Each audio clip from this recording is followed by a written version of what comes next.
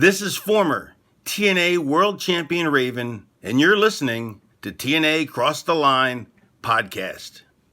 Quote the Raven, nevermore. And don't cross the line. Or do cross the line. I'm not really sure if you're supposed to, you're not supposed to. I don't know. Whatever. You get it. TNA Wrestling. Cross the line.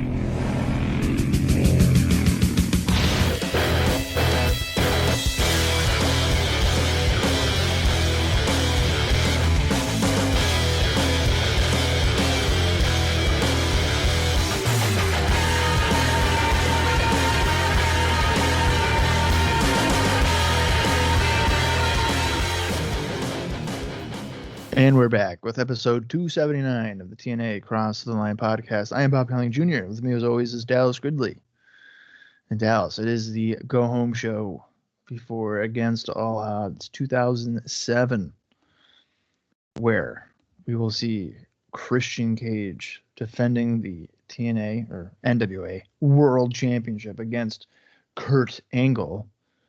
And we will also see a prison yard match between Sting and Abyss. Those are the two major storylines currently going on. But Christian Cage, for the past several weeks, has claimed to have a consultant who knows Kurt Angle very, very well. We've gotten a few hints on television suggesting that it could be a potential returning superstar, as you had mentioned in the notes, that Scott Steiner is rumored to be returning. However, it's not confirmed that he would necessarily be the consultant, but we can put two and two together. So, Dallas, this is the go-home show. I don't know about you, but I am more invested in Against All Odds than I am with Final Resolution the previous month. Yeah, I think they're doing a lot better of a job building it this time than I feel like we were like sort of excited for Final Resolution, but that was more, it was the first one in 2007. You know, Joe and Angle had the Iron Man match, even though it ended up disappointing, but leading up to it was exciting. But then it kind of were disappointed with the pay-per-view overall, except a couple things. It was okay. So yes, I'm looking forward to Against All Odds. Pay-per-views are always fun. Sometimes they're a little tougher than other times. That's okay. We got big title matches. We're racking up the card right now as we speak. The prison yard match, it's going to be amazing. Maybe even 5 stars. I don't know about amazing. I'll believe it when I see it. That's a match. I don't even know. I don't even know if I've ever watched Against All Odds 2007. So I don't even know. I don't know how bad it could that potentially be. Yeah, I don't know if I've seen this. I don't know if I've really seen that match either. And I feel like, just out of my top of my head, if I feel like I saw anything, it probably would have been that match for some reason. But it's not quite the match I'm thinking of yet. We'll get there. Yeah, no kidding. I know the match you're thinking about. Yeah, I'm trying to not. What a gem. It really was. Let's do a quick rundown of what happened on our last episode of Impact. And then we have some fun notes to get into. There's some more interview drama going on, including some follow-up from the last interview drama that we read about Kip James, stuff like that. So, there's a lot of fun stuff going on here. Match-wise, we saw Austin Starr defeat Alex Shelley, Jay Lethal, Jerry Lynn, and Sanjay Dutt in 3 minutes and 20 seconds. And I believe Chris Sabin interfered when he was dressing up like an old person, saying that he was Jerry Lynn, wearing a robe and glasses and had a walker and everything. It's pretty good. I don't know if it was good, but it was happening. Robert Roode then defeated Petey Williams. Petey had Gail Kim in his corner, and Roode had Ms. Brooks in his. That match went 2 minutes, 47 seconds. And I believe, if I remember correctly, at the end of that match, Eric Young left with Miss Brooks. And Robert Roode looked pretty happy that was going down, that the plan seemed to be coming together. Yeah, the recruitment of Eric Young is going to be potentially successful. That's right. And then our main event, we saw AJ Styles and Samoa Joe go to a no contest in 3 minutes and 45 seconds. And I can't quite remember why it went to a no contest, but let me see if I can actually have some stuff up right now that might be able to give me a little tease. I think it was probably just an interference. Oh, yes, Rhino got involved. That's right. He literally just grabbed AJ Styles and threw him in the ring, and then they all started beating him up. And then Joe called out Angle, and there was he called out, I think, Christian and Angle, and there's like a whole situation about the consultant thing. And then actually one thing that happened that was pretty big is we almost witnessed a murder on screen as LAX went after I forgot his Tony. name. I think it was Tony. He was in a pizza shop. They were threatening to cut off his fingers, and then they were going to throw him in the pizza oven, and then they cut away back to the impact zone. So that was pretty wild. Yeah, that was pretty bizarre. I would imagine that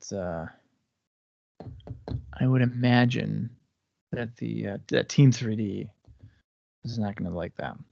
No, there's no way. We also saw Jim Mitchell cut a promo about the prison yard match with like weapons and barbed wire and sirens everywhere, which is making me really worried that they're just going to do it in the ring and they're just going to have like prison style weapons. I don't love that idea. I mean, I've never been to prison, but I mean, the only real weapons I tend to know that are in prison are shanks. Right. That's a good point. Ropes, I guess. Well, I can already picture it now, dude. There's one cinder block that will get thrown and like broken over the ring post or something. You can have the barbed wire, handcuffs, a nightstick, which we've actually seen being used in this feud already. So that's kind of interesting. Now, what do you think the odds are that a gun will make an appearance? There's no way. There's no. You never know, man. Way. You don't think Abyss is gonna get like a little revolver or something or a pistol and just be like, hey? Oh, well, because that's his past crime. Right. That's what I'm saying. Oh, we could be on a nightstick would probably be involved. Yeah. I was just gonna say like a stun gun. I could see Abyss taking a taser, getting just shocked in the ring real quick. Why not? For sure. But we will see what happens with that. I don't know. I'm not getting my hopes up because if they're not up, then they can't be let down. You know what I'm saying? That's fair. That's a good way to look at it. That episode of Impact from February 1st drew a 0.99 rating, which ended up being about 1.2 million viewers. And the show did a 0.93 in males 18 to 34 and 0.83 in males 35 to 49. Dave notes that the show did do good growth, unlike Pros vs. Joes without Randy Couture, which fell to a 1.01 and dropped every quarter. But anyways, the only real growth was the second quarter, which added 133,000 new viewers, which was the Eric Young being backstage, the Rude and Williams, and post-match. The Mitchell promo and Daniels promo stayed at the exact same number. And the Daniels promo he's mentioning was like a highlight package where he kind of looked like he was going to get beaten up by serotonin. Bob mentioned that. He kind of had like his hood over his head, and it was very cryptic. And then the Samoa Joe versus AJ Styles and post-match grew 12,000 viewers with a 1.03 peak. So that was our ratings for our last episode. I do like how quick these... We enjoyed it, right? Yes. I think it was a good episode. I'm just going to start right from the top here. There's a bunch of notes to cover here. We're going to talk about morale. We're going to talk about interviews. Got a lot of stuff going on. So Alvarez points out here that there is a minor TNA WWE war that is going to be taking place next week. And I don't know, I think that's, next episode. So as mentioned before, this coming Monday's Raw, which is February 13th, will be preempted with the annual dog show that they do. And it was made official that TNA will be airing a 2-hour best of special on Spike in its place from 9 to 11 p.m. Now, Raw is being bumped to, you won't believe it, Bob. That's right, Thursday, meaning it will be the first ever Raw head-to-head. Well, so, rewind. It means Raw is going to be from 8 to 10 p.m., head-to-head from 9 to 10 with Impact. This is the first time WWE and TNA will ever have battled on the same night and time. Now, there will be another battle on Saturday night with USA airing a Raw replay from 11 p.m. till 1 a.m. and TNA airing a replay from 11 p.m. till midnight. The Thursday battle in particular is intriguing, and Alvarez says, I don't know what to expect. My gut tells me that there will be little flipping back and forth and that neither show will drastically hurt the rating of the other, but we shall see. Just because of the exposure of both groups, you'd think that Raw would be more likely to hurt Impact than vice versa, of course. But I'm really interested to see what the rating breakdown from that ends up being. I'm really curious as to what they'll put on to like combat it, because like they know now, obviously, and it's the show after Against All Odds. Exactly. I think that's the biggest thing, right? It's gonna be fresh taping. It's not like they already have a tape show. Right. We'll find out. Maybe if I remember, which there's a chance I definitely won't. When I get to that newsletter, maybe I'll try to see potentially what was happening at Raw, because usually he does a write up, and maybe we can kind of compare. It'd be kind of fun. So Raw will be 8 to 10, and then Impact is just 9 to 10. Yeah. Wow. So Impact's gonna lose an hour anyway. I think that's the part that's a killer. Because people, if they tuned into Raw, because they're like, oh, I'm gonna wait for Impact. I heard Raw's on. I feel like there's less of a chance they're gonna in the middle of the show, unless it's not great. Which there's always that chance that they're gonna turn it, but yeah, that's tough. Yeah. Alvarez also has a note here. He says, from a number of sources, morale in TNA locker room is horrible. As much as a smaller number of people like to argue that Russo's approach is best for business and that he's given a, quote, character to all the undercard talent, the reality is that the undercard talent is totally miserable. It's not even so much that they're all pushed as geeks on television, but also that all of them really love professional wrestling, and they're getting exactly one opportunity per month to have wrestling matches in TNA, and that ends up being on pay-per-view. During TV matches, there have been people yelled at for trying to work psychology into matches, people yelled at for grabbing holds, people being yelled at working body parts, etc. Guys have no idea whether they're supposed to be babyface or heel, which we even heard Angle say in an interview recently. He doesn't know if he is, and he's a main event guy.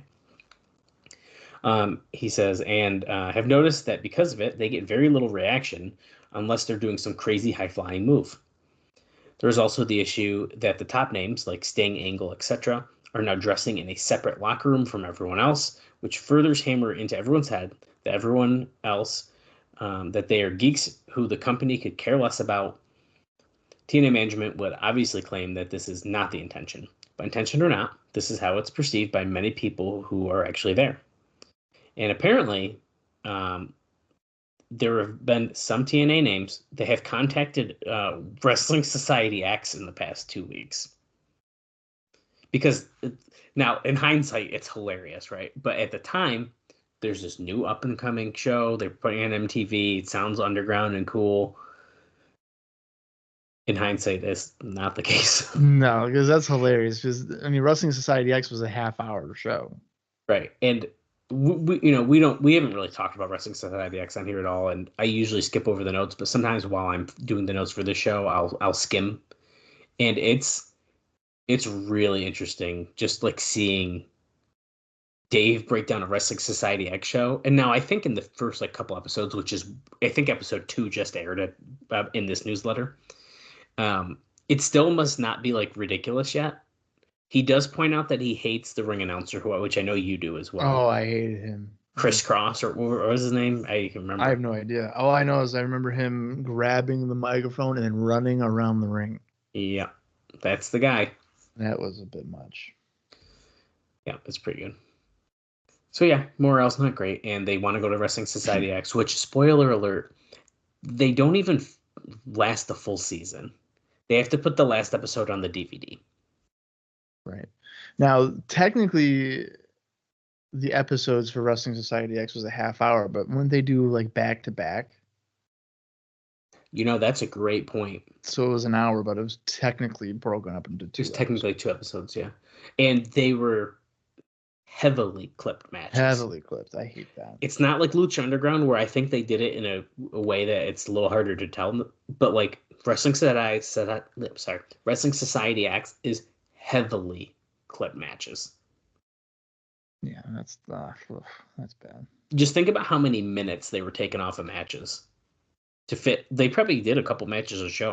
I can't remember. I haven't seen it in so long. Well, I mean, I remember there. Not to get too much into it, but I remember there was one like piranhas like in a dude, like a thing. Yeah, but like the match was like 3 the piranha minutes. tank. Yeah, piranha tank. Then there was like explosions, like caskets like going. What really turned me off about it back then, because I had a friend who was really trying to get me to watch it, more than one time.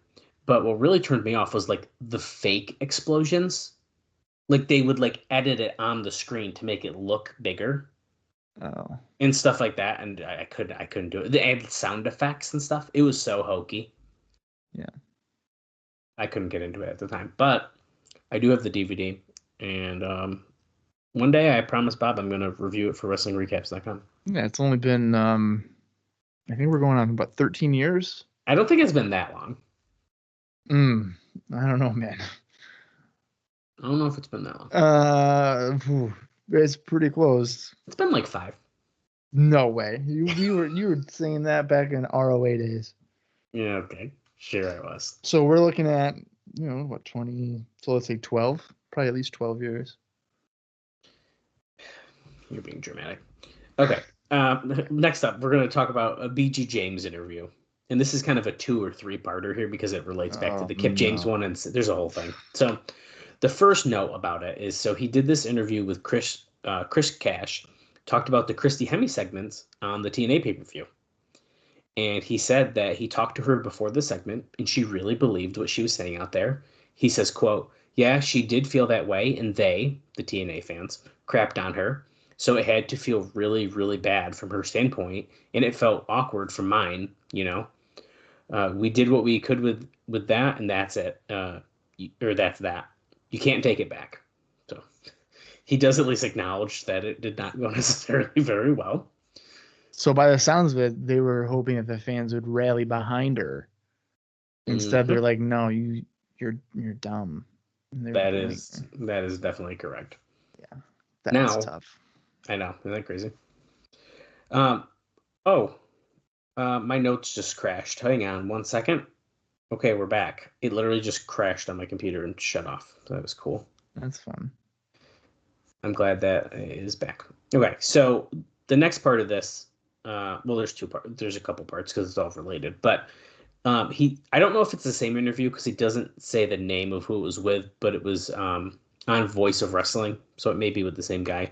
And he kind of mentions the same stuff. So he said he thought the anti-WWE stuff was done to stir controversy and draw ratings, which, duh. And this is BG James still, by the way. He said that he never expected WWE to respond. He said, quote, "At the risk of sounding anti-TNA, which I definitely am not, the first place team ain't going to look back at the second place team. Mm-hmm. They're going to keep on rolling." He said that while they never responded on television, they did respond through legal letters. He said this would be a good time to return to WWE, but he doesn't see it happening because he's got 2 years left on his contract. Keep that in mind. We got BG here at least until 2009, brother. He did say a good lawyer could get him out of it, no problem. He said it's all about money, but that Jeff Jarrett is his best friend, and it would be hard to leave him. He said that if a WWE opportunity came up, he hopes that he'd get Jeff's blessing, but he doesn't expect it to happen. So, why do I feel like he tried to leave already before? Right. And then, but Jarrett was like, "Nah." Yeah, I feel like that did happen. Right? I feel like that happened pretty early, right? It was a long time ago. But it was a long time ago, but for some reason, I feel like I remember there being, like in the notes, like, "Oh, BG's he was trying to do something." And yeah, I can't quite remember exactly what it was. And Jarrett was like, "No, I can't let you go." which I can't remember what it was. is what it is. Now, believe it or not, Bob, TNA management was upset with Kip James due to his comments in last week's issue of the newsletter that we talked about on our episode last week as well. Kidding. Wow, I'm surprised. Yeah. Now, the unhinged comments. Yeah. Now, BG James was more political this week, which we just talked about his interview, noting that he got a beat up car and he's late on his house payment. So if he got a WWE offer, he'd be interested. So he kind of left that part out of his interview, but he did say that apparently. He's late on his house payments? Yeah, and he has a beat up car. So he's apparently not doing very well this time. And then I already mentioned the other part about how he's got a few years left and there's always a way out of a contract. Now, after all of those interviews have been happening, even the Kurt Angle one that was a little wild and stuff like that, TNA ended up sending out a memo to all talent telling them that if anyone does an unauthorized media interview, they will be fined one pay-per-view payoff. The company wants to punish Kip James for the comments last week. Exactly what will be done isn't clear. There was also heat with Samoa Joe's comments regarding tripping over some bad booking on the way to a show that he said in December when he missed an ROH house show over a knee injury. So it's a whole thing. Apparently, there's lots of drama involved with that. But don't expect any too many more crazy interviews, I guess. I don't know. So they get fined one pay-per-view payoff, which probably would, that would clearly vary by the person. Yes, which is probably why it's worded like that. Speaking of all, this guy's a friend with BG as well here. Ron Killings is actually going to be undergoing knee surgery this week for a torn patella he suffered while working on an indie show booked through him through TNA. That's a very important part of this story. He will be out for a few months. Jeff Jarrett told him that he would take care of him, or that they would take care of him, not Jeff himself, TNA would. Mm-hmm. He'll remain on television doing these hokey acting skits, which we've already started to see a little bit of. I'm sure we'll see another one today. However, and this is guaranteed to be a morale killer, he was informed that they will front him the money he needed for surgery, but they're going to restructure his pay over the next year to where he has to pay it back. Yeah. Now, he goes on to say it was one thing with Conan because he really came into TNA with the hip problems that dated back to WCW, although it got worse while working in TNA in Mexico. But Killing suffered the injury taking a booking that they made for him. Now, obviously, TNA is under major pressure to cut back on the losses. But contracted guys who are injured while working for the company, having to pay it for themselves, is pretty bush. The one thing TNA used to have going for it, even 6 months ago, is that most of the WWE guys were miserable because of the travel, and TNA seemed like a great environment to work. Only the money wasn't comparable. Still, there were several people who will straight up choose TNA over WWE. Dave says, I could easily see making the choice of less money if you were a big enough star that you could make $1,500 per show in TNA and then work indies because of the quality of life. But knowing you aren't going to be taken care of if you're injured would, in my mind, make it impossible to make TNA a choice. Yeah, that's bad. Yeah, it's kind of icky. That's really bad. Yeah, I didn't like it. Like you said, the Conan I get because that's a previous injury. Right. That didn't happen on their watch, but this essentially happened because he took a booking that they made for him. Yeah. Yeah, it's not great. No.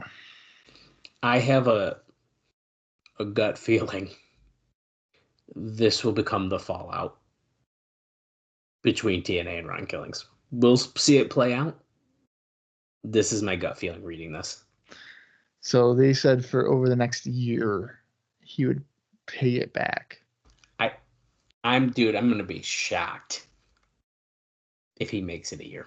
I was gonna say, I don't think he's even there in like 2008 like that. I don't even know. I mean, I'd have to look. I'll look after maybe, but I'm going to be shocked if we see him again, to be honest with you. You think he's wrestled his last match? I have a weird feeling about it. Yeah, I sort of do. I mean, could it be a blessing in disguise? Because like, what is there really for him to do at this point? Oh, that, and I think he's kind of wanted to leave. He asked. I'm pretty sure he wanted to leave. He asked for his release, and they said no. Yeah, because he wanted to leave when Monty Brown left. Right. Yes. It was like about to leave. He was like, "Yeah, I don't want to be here either." And then they were like, "Oh, we'll put you in LAX," which would make no sense. So, well, I'll just say I am incorrect. We have not seen the last of him. Mm. I'm actually stunned, honestly. Now, I'll tell you this: we will not be seeing him for a little while. But anyway, sad times for one. I can't get over that. They'd be like, "Oh, hey, we'll front you the money, and then we'll dock your pay so we get it back." Don't like it. Not at all. That's so weird. That's TNA for you. Yeah, that sure is. You get hurt on our watch, you're paying for it.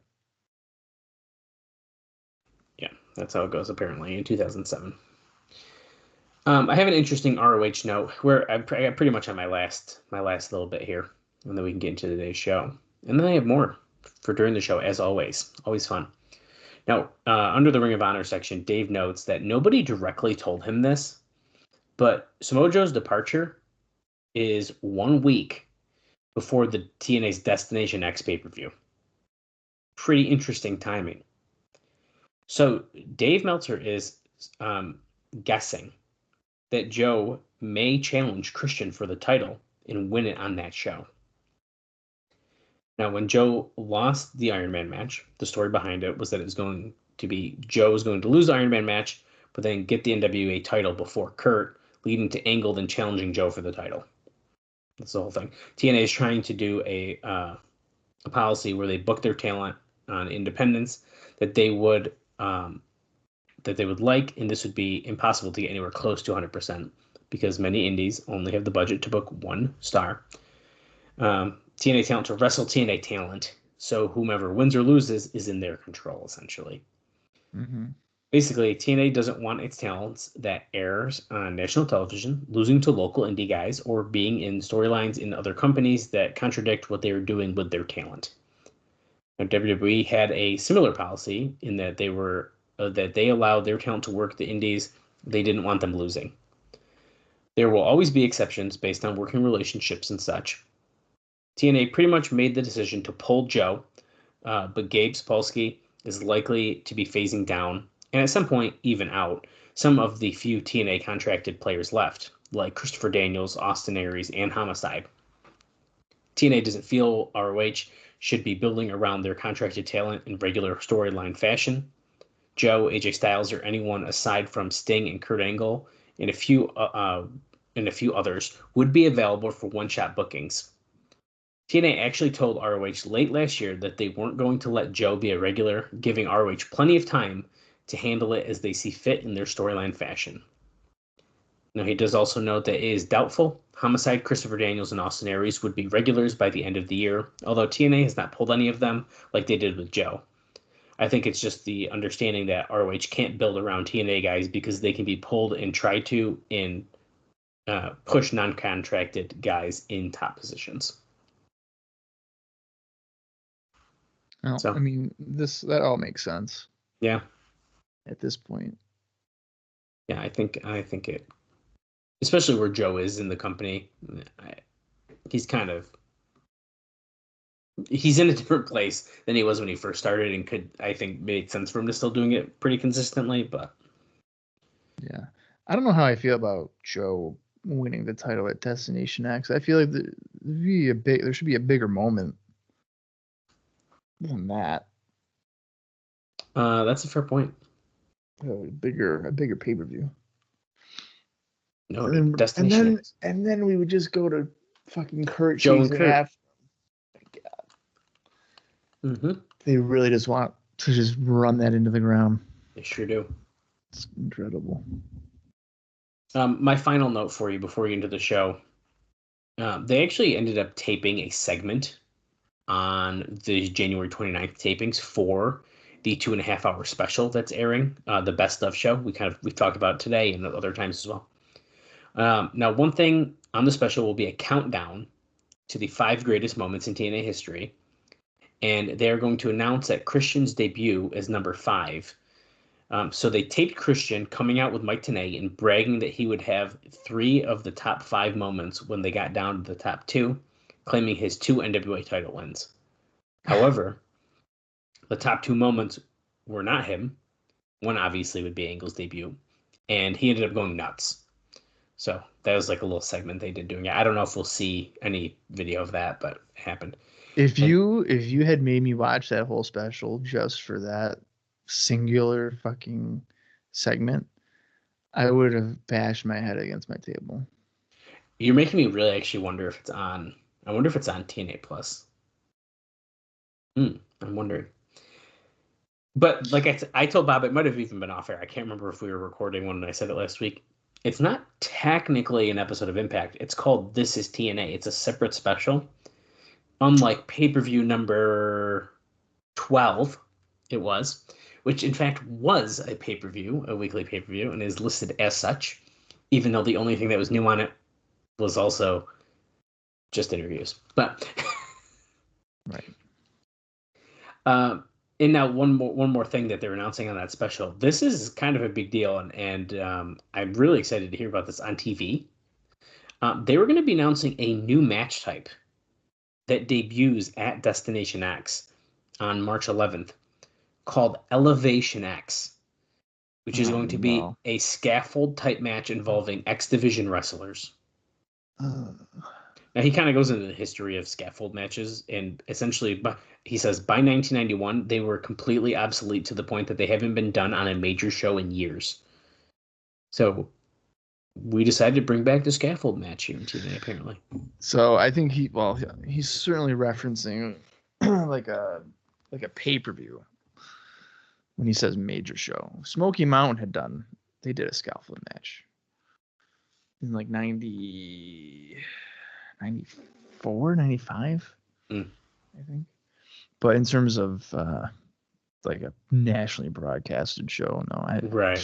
I think the last one I can even remember was, oh, wait a minute. Fall Brawl 2000 had a scaffold.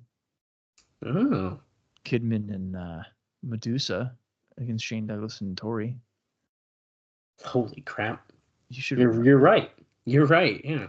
So I do remember that now. So it was about 8 years ago. Well, just over 7. 7, almost a half. Well, Elevation X might be the last one that they do since 2007. I don't know. When's the last time they did a scaffold match anywhere? Like from present day? Mm-hmm. Oof. Actually, I feel like GCW did something similar not long ago, to be honest with you, but I don't know for sure. I might be just pulling shit out of my ass. I don't know. I mean, I know Combat Zone Wrestling would do shit like that, but it'd be like scaffold and barbed wire nets or something. It wasn't just a scaffold match. Well, time will tell. I'm interested to see what that's going to be. But we'll find out on March 11th. But before that, it is finally time. February 8th, 2007, episode of Impact, the go-home show before Against All Odds, which we will be watching in just a few days, which we'll say about 3 more times during this episode. So, yeah, probably. All right, well, let's get into it. The approximate runtime is 41 minutes and 59 seconds. I'll count down from 3, and when I say play, that's when the live watch will begin. If you want to watch along with us, head over to TNA Plus or find it in your own personal collection. So here we go. 3, 2, 1, play.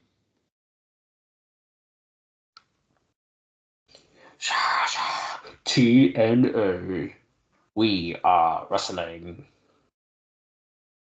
And highlight package. Oh, that's right. Samoa Joe said he's going to be the unofficial enforcer at Against All Odds. I forgot he said that. I did too. So that means he's not even wrestling. That's a great freaking point. Wow. But he's the unofficial enforcer. You think they're just going to wait to... Oh, that's right. And Styles and Christian shook hands. They're like buddies now. Yeah, it's the whole thing. Okay. See, sometimes I feel like I knock on the highlight package at the beginning of the show. We just talked about the show, and I'm already forgetting things that they're showing us. So yeah, that's to be expected. I didn't. So Father James Mitchell here, he was just saying that he was going to send the footage of being kidnapped and assaulted to the police. Oh yeah. I mean, I don't understand. Wouldn't the police just like watch the show? You don't think any police officer is watching the show to be like, wait a minute, that's a crime? No. The cameramen and production should be arrested as accessories to the crime. They didn't do anything about it. They're talking about the business crime. Oh, that's right. They threw a fireball in the face of Sting, and he was not in the back of the ambulance last week, and they were trying to find him. Well, it was from 2 weeks ago, but they showed the footage last week. And Abyss going right after his opponent on this show, Chase Stevens, who's wearing his Naturals gear. And that's right, this is TNA, Monday, 9 p.m.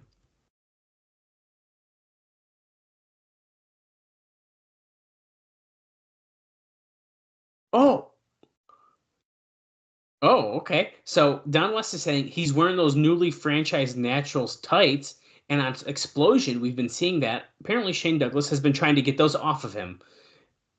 Like, what has he been trying to do? Rip them off?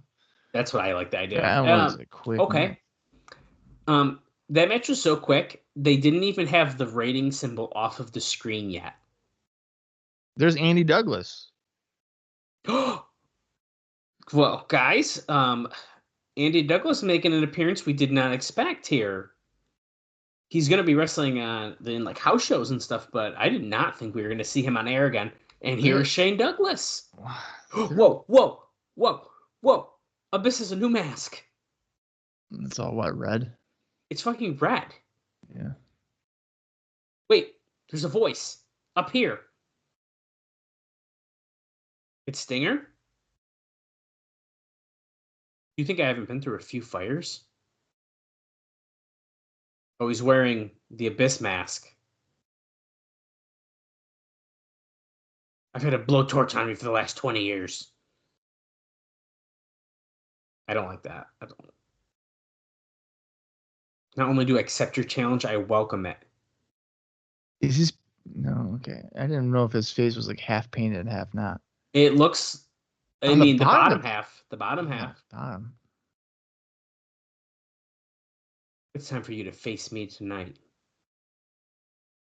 The only thing standing between you and me is the devil incarnate.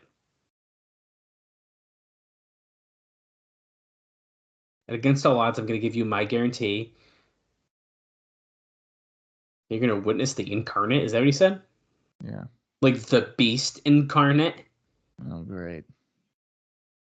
What's Brock Lesnar doing here? I have something to say. I was just thinking about it. Seeing Abyss's red... Oh, we're getting our intro video now. Seeing Abyss's red mask, I think... I mean, correct me if I'm wrong, please, but we're past peak Abyss. Yeah. Like... Yeah. I'm gonna say we're 6 months past. Like, we've already... It's been a while. That's definitely fair. Because I think now we've gotten to the point where it's just a cartoon character. Yes. Really? Yeah. A year ago, we're February, he broke into Christian's house and tried to kill him.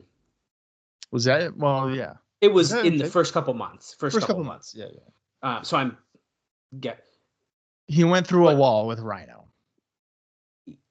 It was like cool stuff. And then, like you just said, oh, look at this. Who is Cage's consultant? 30% of the votes think Goldberg, 26% say Brock Lesnar, 10% say Samoa Joe, and 34% say none of the above. No shit. Of course not. Letitia is standing between two guys she never thought she'd see teaming together, and that is, of course, Samoa Joe and Kurt Angle. Samoa Joe he's talking about how Kurt Angle's been calling him a liar for 3 weeks, but he's not a liar. I've been called a lot of things, but I'm not a liar. He is one angry human fucking being. Samoa Joe. He really is. I'll be your unofficial enforcer, and he's going to help with Tomko, is what he's saying. So he's not like against God, Angle. dude. He like raises his voice for 3 words and then goes back down.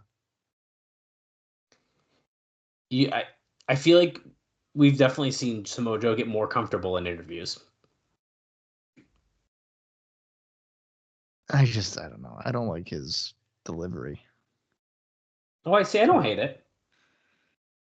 I like it. He's just always mad. See, the way Kurt Angle's doing it, like, you can tell he's pissed, but he's not. Well, he's not super angry. He's not overdoing it. You say you have yourself a consultant?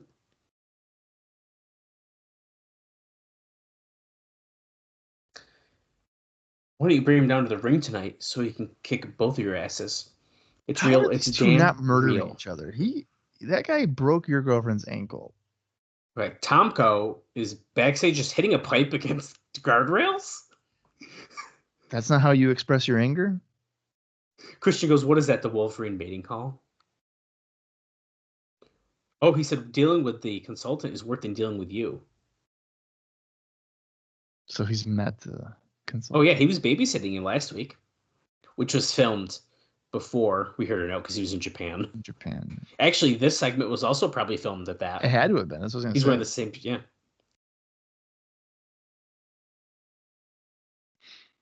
Speaking of Bill Goldberg, though, he apparently, in his own mind, has mentally decided that he's retired.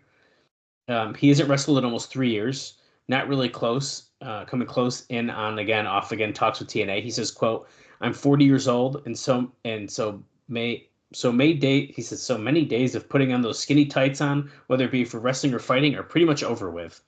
So right. He's done, I guess. Yeah, only for him to return in what, 14 years or something like that? Something like that. And now we're seeing Team 3D segment of them talking about the recent attacks. You guys beat up our favorite pizza maker guy, Tony. Well, believe it or not, Bob, Brother Ray recently complained to management about Conan, feeling that he was doing babyface promos, like that one where he was like on his walker that they sent in, I think. The problem isn't babyface promos, just that some people are going to naturally cheer a hot heel act. In fact, his promos come across as babyface to Latinos for sure, but are clearly not babyface promos. Yeah, they're definitely not babyface promos. So, and he's in the ring right now, Brother Ray is. My mother's last name is Lamonico.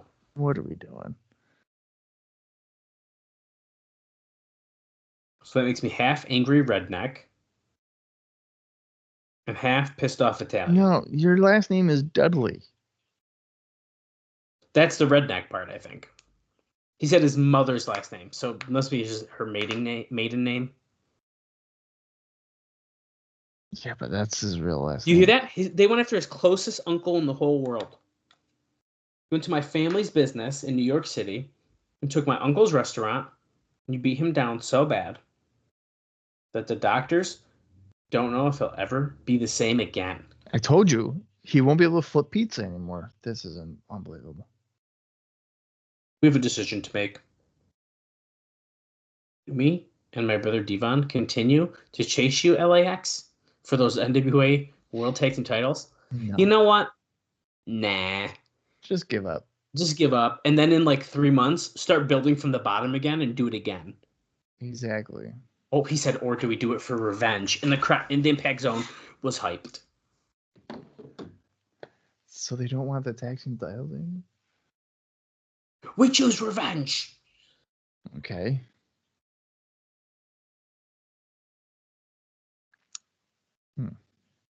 You pissed off my family. You pissed off my brother. Brother's You pissed family me off. there, so that's a seam. You pissed off the wrong Italian. Oh. Today goes, get the delay button ready. Because he almost said motherfucker. Yeah. Oh, we're doing it Italian style, Bob. You know what that means. We're cutting fingers off, dude. Little Italy street fight. Bob, could you please remind me the name of the Pat Kenny street fight that we saw where everything was painted green?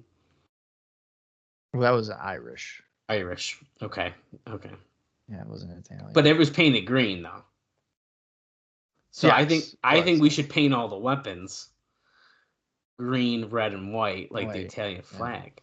Maybe have some pizza ovens. I just like the heritage themed street fights. Somebody's gonna get whacked, and all of a sudden, pop, pop, pop, LAX, baby. Let's go. So, Oh fuck yeah, Conan's shit, here. Conan's here. Moody Jack's rolling him out in a wheelchair. You can't Hey. boo a cripple. I got good news. Over $8,000 has been raised for Conan's kidney so far. That baby is getting a new kidney soon. That's good. Everyone in the Impact Zone can go straight to hell. You hear this babyface promo?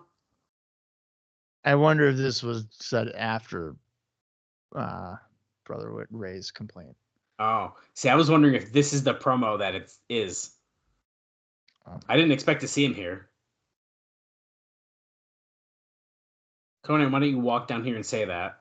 See, now that's a heel thing to say because he's a cripple. We'll beat you up like the little bitch you are. You can tell Conan is, I feel like, significantly thinner than the last time we saw him. I was going to say, he looks very thin. As far as your uncle goes, he can thank you to that. What he had coming to him, he got it. He's speaking Spanish, so I cannot help translate there, unfortunately. If it's a fight you want, then it's one you're about to get. To live and die is LAX. Oh, we accept a street fight. Let's go. We run the streets. Okay. This might be the one because look, Brother Ray looks pretty pissed. Conan came out of the babyface side. And Brother Runt just came out of the heel side. Are we sure? Isn't that how it is? Isn't the heel side's on the announce table? Wasn't that the side that Conan was just on? Oh, wait. I think you're right. It throws me off pretty hard, to be honest. Yeah, so I think you're right. Homicide and Hernandez are out here attacking Team Through ED. I don't think we got it all the way out, but Brother Runt just came out, and then Brother Ray said, "Go back to the bar," and he said, "Okay," and he walked away. So it literally was nothing. And Mike Tenay goes, "Don't light a match in here because he reeks of alcohol so bad," which is a pretty funny line. Is that Homicide just smashed that board over Devon's head, and then Hernandez with his trash can? That looked like it was styrofoam. It looked like drywall, maybe. Yeah, something. But what I'm going to say about that? To it. Oh my God! That ain't. He's got a wire around Brother Ray's neck. Oh, he's smashing his hand. Oh, it's a hanger. Look at the lifts on Homicide's boots. Poor guy. Oh my God, yeah. Oh, they're crushing the arm of Brother Ray between the ring and stairs with a chair. The board that broke over Devon's head, he took it off before he bumped, and I didn't like that at all. I don't like that either. Posing with Conan and Moody Jack. Look at that group. What a great group. Okay, Letitia backstage with Christy Hemme. Holy shit. Jim Cornette has given her a match at Against All Odds. We don't know who my opponent is, and honestly, it doesn't matter. I'm going to take the opportunity. I'm going to get in the ring. I'm going to prove that I can be a part of this company. Uh-oh. Kip and BG are in here. She's going to fight Kip. They really want it to be Lita, though, don't they? Mm-hmm. I think that's what they want. Mm. But she ain't booked yet. Right. BG's like, if you're going to be acting like that, my wife and kids watch this, then you're going to do it without me standing here. Okay, and he walked away. And then just kept going. Which one of these are cheaper? He says to Letitia and Christy. Just because he was saying about getting a lap dance Jesus Christ. from Christy, and then he said, which one is cheaper? Now, there is talk currently, which this should not be a surprise, of Christy Hemme being a manager of a tag team that would feud with VKM. Okay. We're seeing a video package with Rhino here, too. I have a Rhino note, too, dude. I didn't expect to fly through these so fast, but Rhino did an interview with his local Dearborn Press and Guide. And the only thing really of note for us is he said that he's still got the ECW belt hidden in Dearborn. As noted, it was a replica belt that he burned on the TNA show last year. Oh, so he still has the original one. Correct. He did not actually burn it on the pay-per-view or Impact or whatever it was. Of course he's not going to do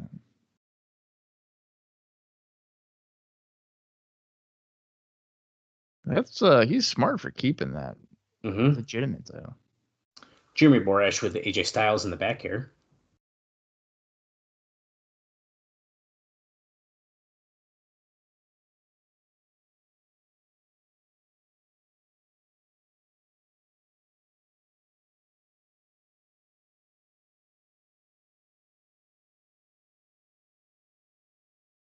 Oh, I was a Triple Crown champion at 26, but twice. Twice over. Dang. Well, I feel like a gold medal, even if it's just one, is probably more significant than a Triple Crown. It's pretty cool. You ever heard the bumblebee analogy? Scientists can't prove why this bug can fly. Because it's a fat little bug and it's got short little wings and it shouldn't be able to do the things that it does. So they're talking about Styles because he does things that he shouldn't be able to do. That's what makes me phenomenal, doesn't it? Well, he's got a fucking chain. Does Motor City chain match? At the end of this chain, you'll see me because you'll be looking up. And there I'll be holding this chain. And here's Christian Cage walking in with his new friend, Christian walking with his new friend, AJ. I like your hood. I like your chain, too. It's taped. It's not live. Live on Impact. Oh, I got it.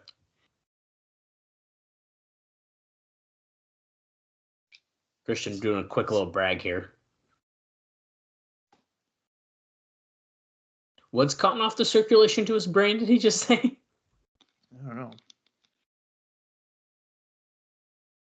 I'm the man. This is my show. I guess the world finally figured out that Samoa Joe is not my consultant. Maybe I was lying about it, but I'm not lying about this. I do have a consultant. Besides the fact that, really, if you think about it, what could Samoa Joe consult me on anyway?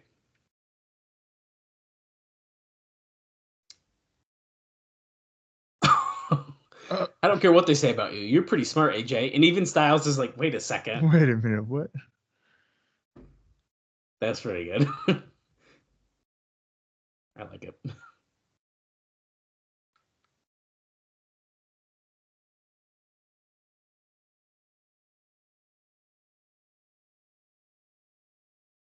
Remember that. The guy who beat you not once, but twice. Okay, tag team in action. Oh, Bob Backlund's here. I have a Bob Backlund note, too. What the fuck?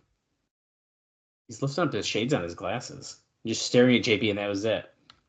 That was bizarre. Yeah, can you believe I have a freaking Bob Backlund note? What the heck?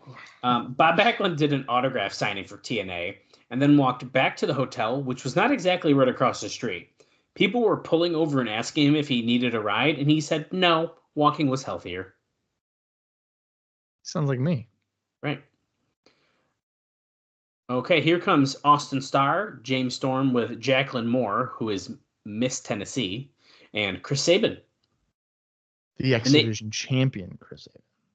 yeah, they announced her as Jacqueline Moore for the record, not Miss Tennessee this time.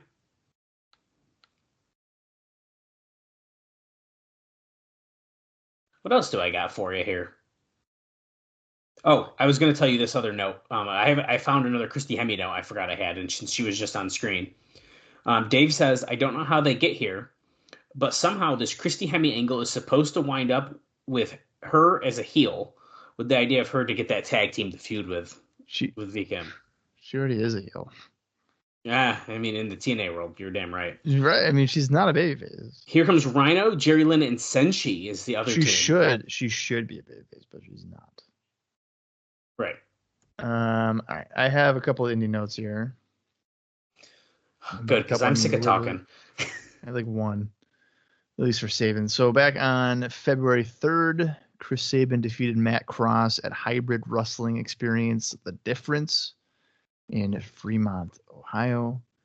And then Jerry Lynn had a few matches. There was a UWF show that I think there was a double shot. If we didn't talk about it, I guess I could talk about it now. But on the 2nd of February, Jerry Lynn defeated Steve Corino at UWF show in Wilson, North Carolina. Then on February 3rd, Brother Runt teamed up with Jerry Lynn to defeat the team of Steve Corino and Bull Buchanan. And then on the 7th, Jerry Lynn retained the IWA East Coast Heavyweight Championship when he defeated Mike Quackenbush at IWA East Coast A Need to Bleed 2007 in South Charleston, West Virginia. It's actually being noted, even in the Observer, that Hermie Sadler is going to plan to use, he's going to tone down on TNA talent. And believe it or not, Bob, he's thinking about using some more Wrestling Society X talent.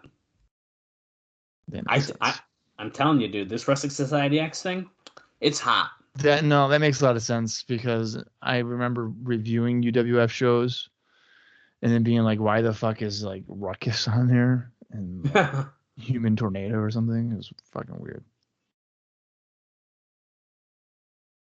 Senshi and Austin Starr in the ring now. A couple chops to the corner, Irish whip. Senshi came back with a nice forearm, taking out Austin Starr. There's no way that Wrestling Society X would do anything close to TNA numbers, right? MTV's a big network, though. I'll try to keep an eye out. If I remember, I'll try to see if I can get any of that. I would be stunned. If they did anything remotely close to TNA numbers and they didn't even make it a year or a season, that would be amazing.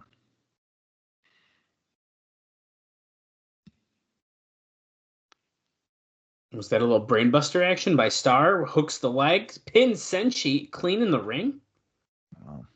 Okay. Thought they would have saved that for a singles match, but okay. Well, it's kind of cheap because he got shoved off, didn't he? Oh, okay. Yeah, you're right. You're right. So. I like Austin Starr. He's you know, I don't hate the character either. The character, yeah, it works for me. Speaking of, we're going to go see the latest from Paparazzi Productions. The Nash Clinic specializing in dysfunctional wrestling syndrome, DWS.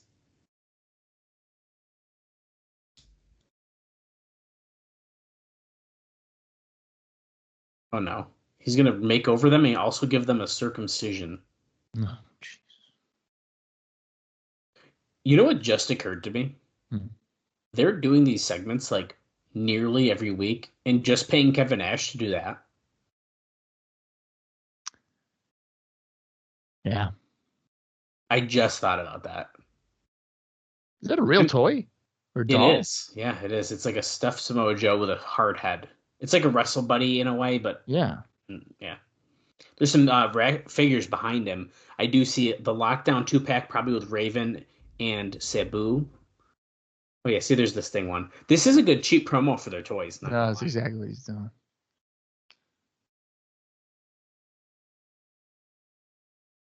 Trying to see who else is back there. I see a sacrifice pack with Daniels and Skipper, maybe.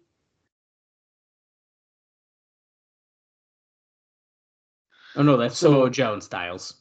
Sorry. So kind of what you're meant, like they're paying Nash to do just this kind of stuff, and then they've clearly brought in the Naturals to do job work. I mean, if they're trying to cut expenses and have Ron Killings pay for a surgery, you could probably easily not use some of these guys to offset that. Where Tracy and oh my lord. Okay, JB was just like, Eric Young's around the corner, and we just turned the corner. Eric Young is shirtless, and I mean, show is Miss Brooks. She just has her bra on near the printer. Thanks for standing up to me with the big bad Robert Roode. Remember where we're going next Saturday? Did you happen to get the stuff I asked you to get? JB says, "Oh yeah, we got it last week." And Ms. Brooks said, "I wasn't talking to you." She wants to thank young Eric.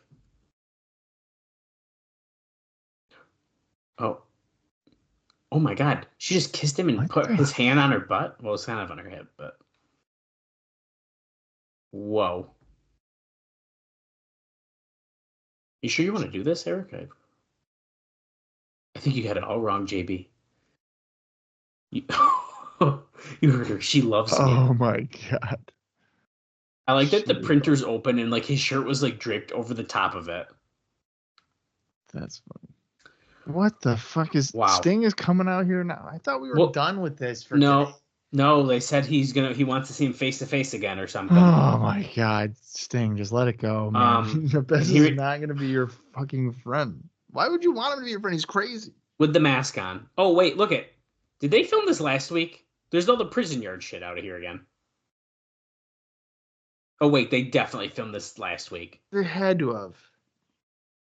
Same taping. So maybe it was Sting in the rafters when I told you I didn't think it was. That's funny.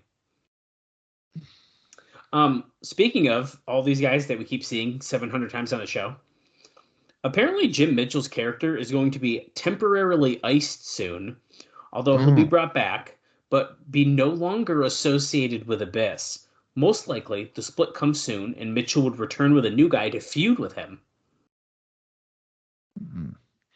The light is still not working, by the way. Okay, that's your key sign that this is definitely at the same segment time. Yeah. Why? Okay, Bob.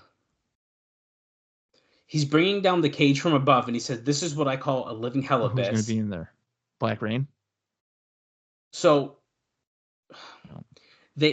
oh, wait, Mitchell is in it. Wait. Okay. Oh, he is. So last week they uncovered it.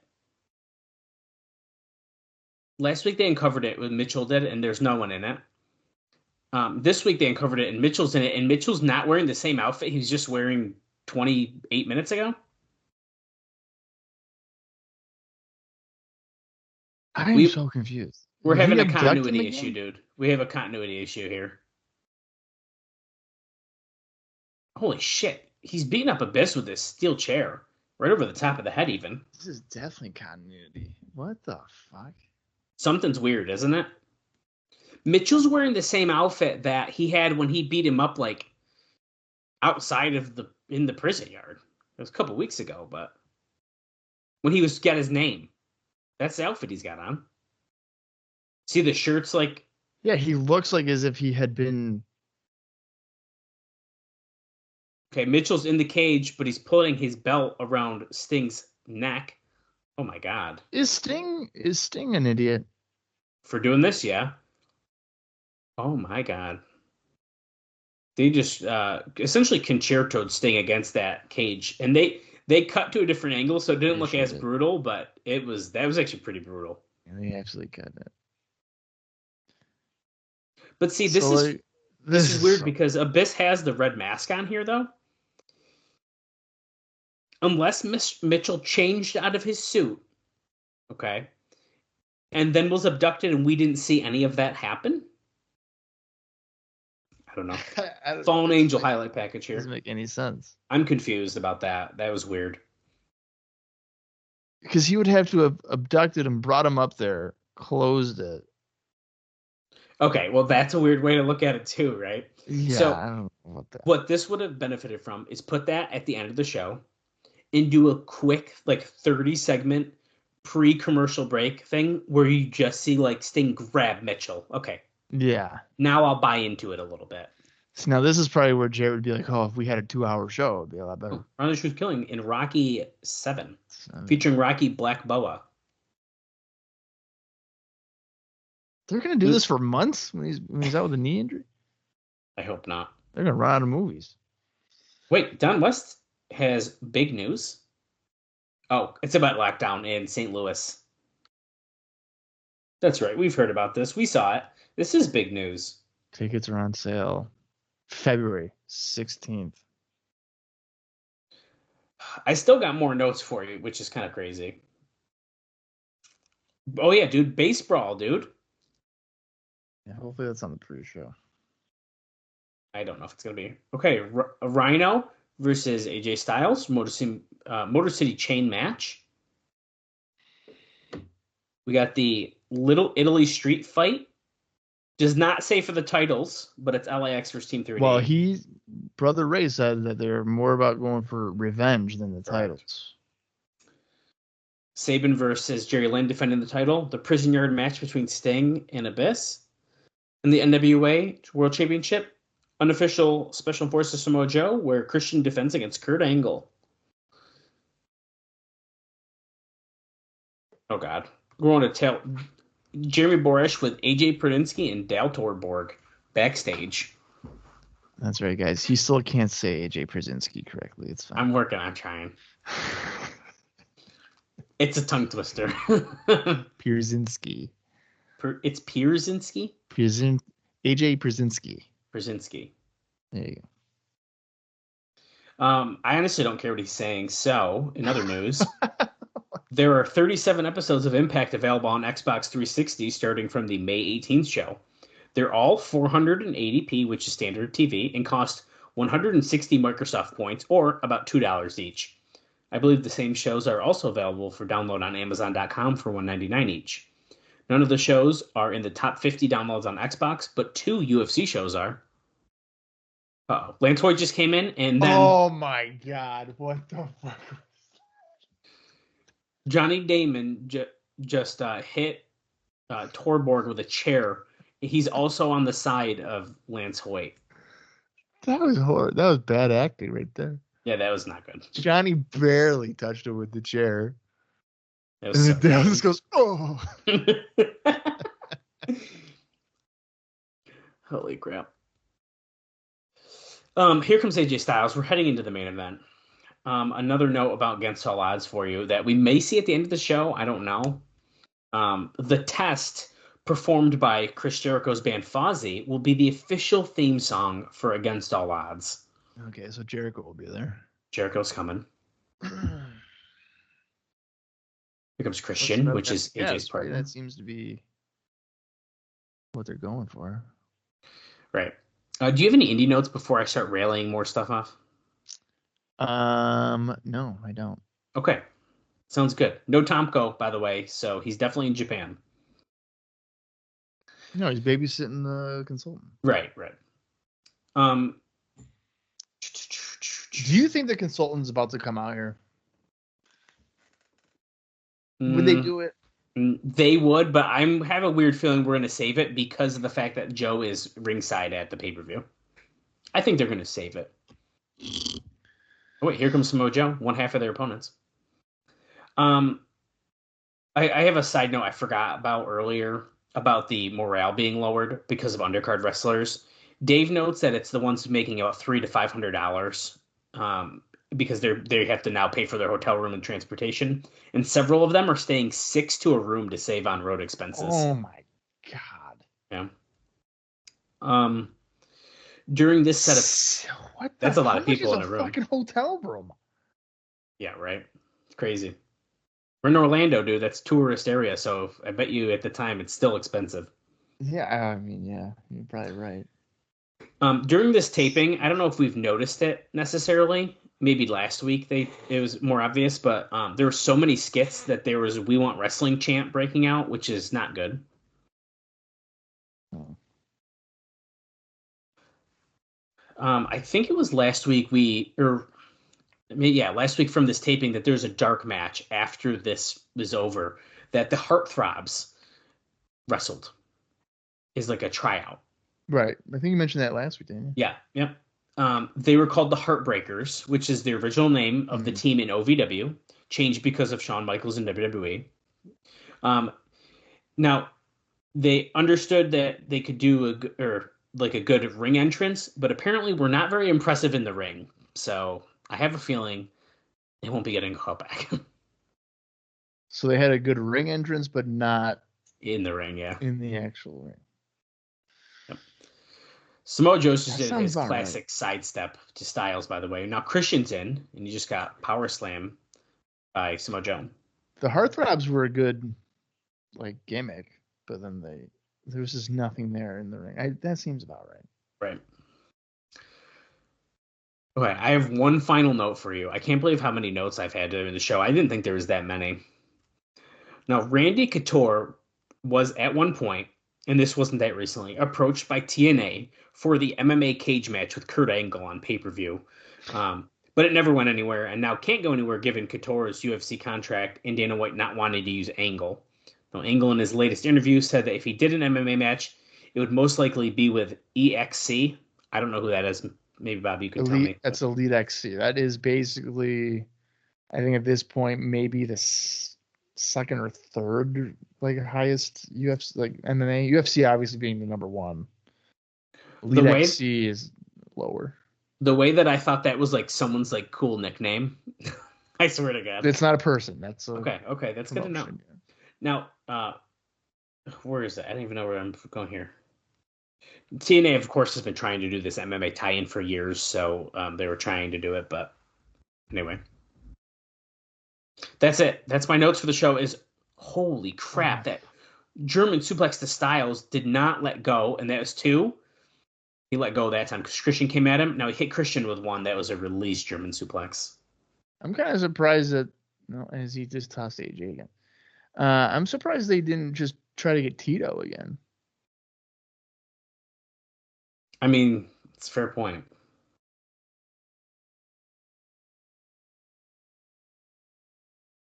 No way. No, come on. Nope. Christian broke it up after that Olympic slam. Samoa Joe going after Christian. Christian slipped right there, it looked like. Pele kick to Angle. Really?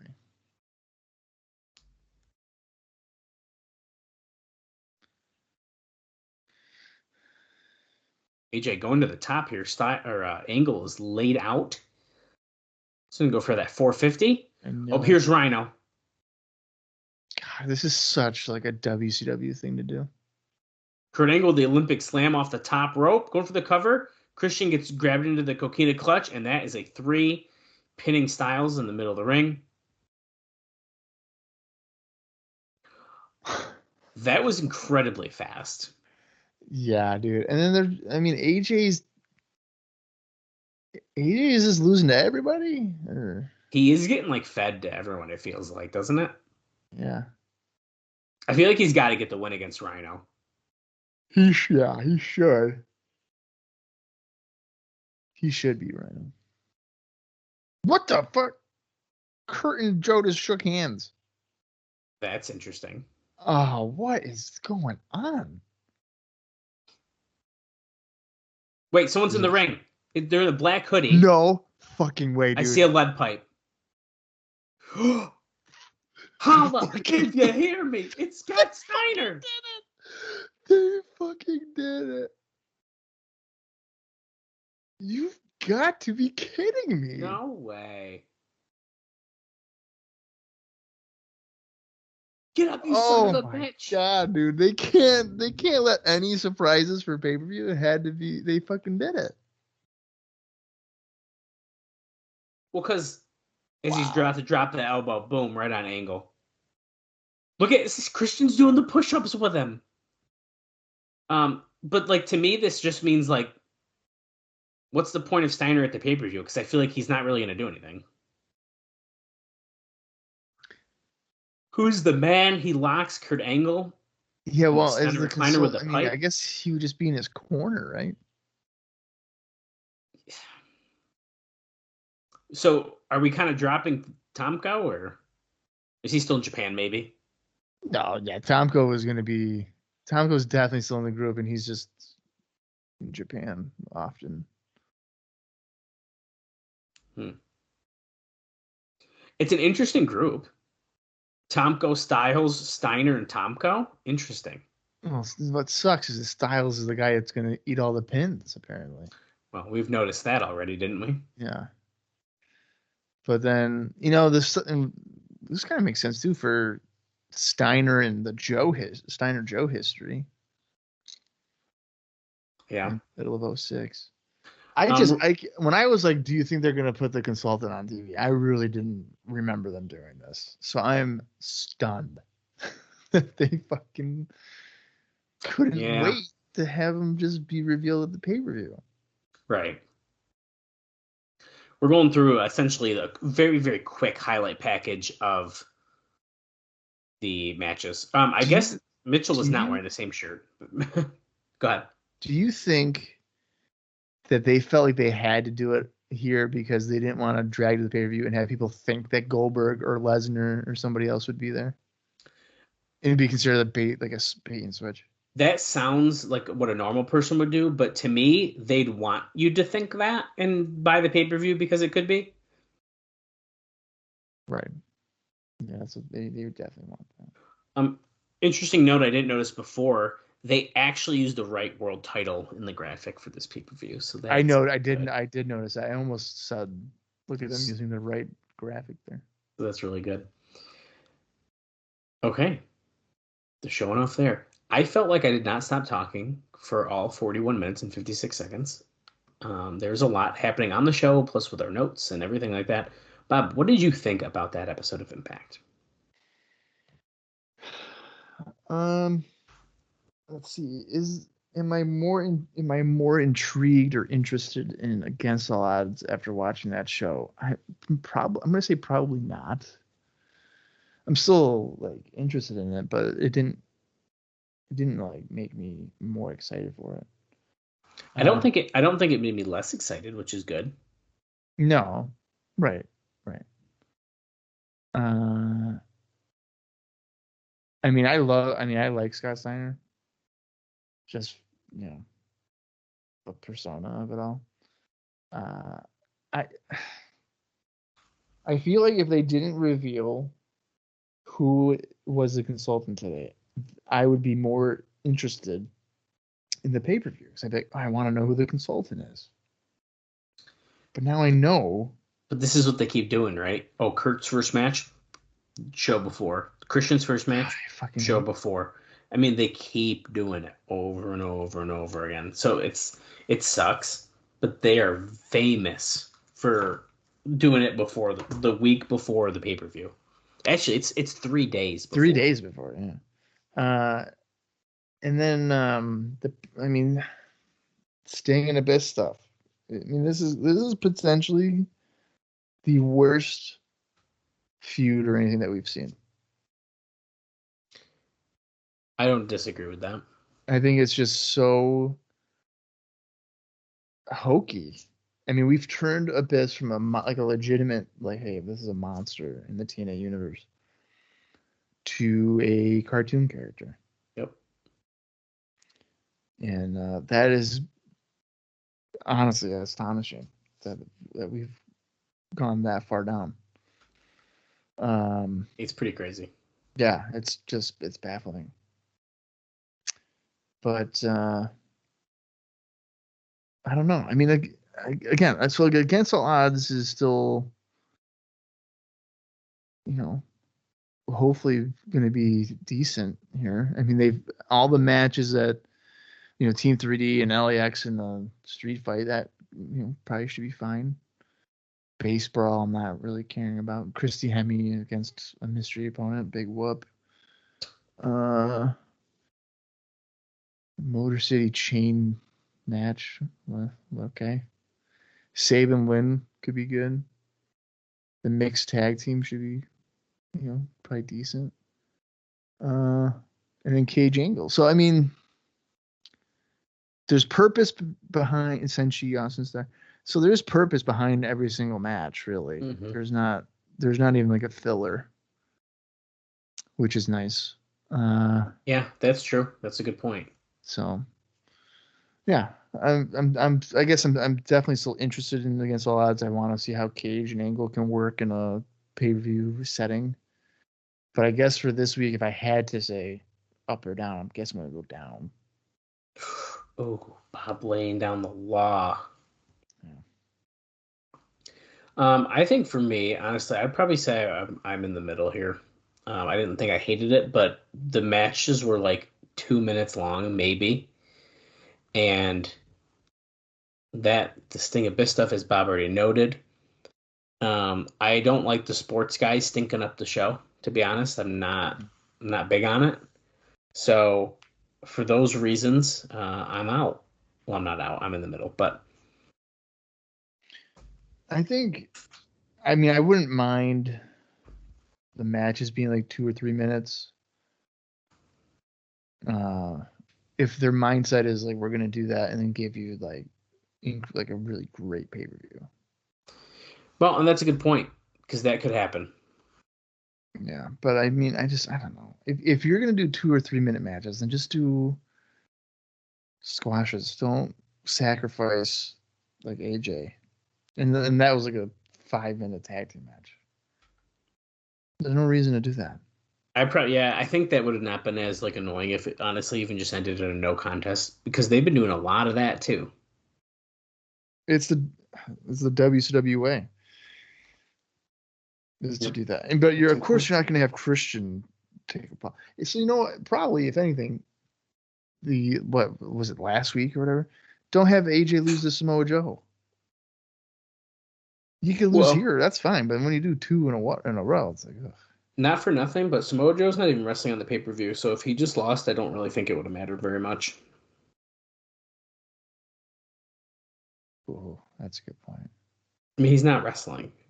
So, like, you by the time that he starts trying to gun for the title, you'll forget that he just lost that match on Impact. You're absolutely right. It won't even matter.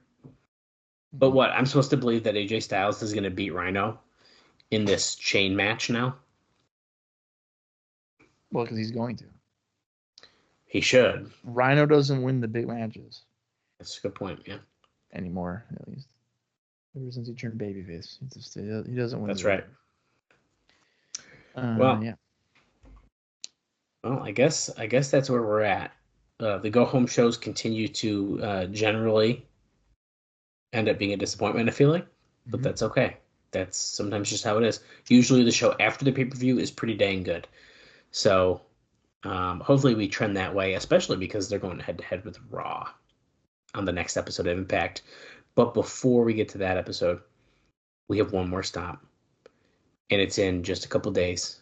Against All Odds, 2007. Yeah, that's right. So be sure to join us for the Prison Yard, for the NWA World Title match between Christian Cage and Kurt Angle, and so much more. So until then, for Dallas Gridley, I am Bob Colling Jr., and this has been the TNA Across the Line podcast.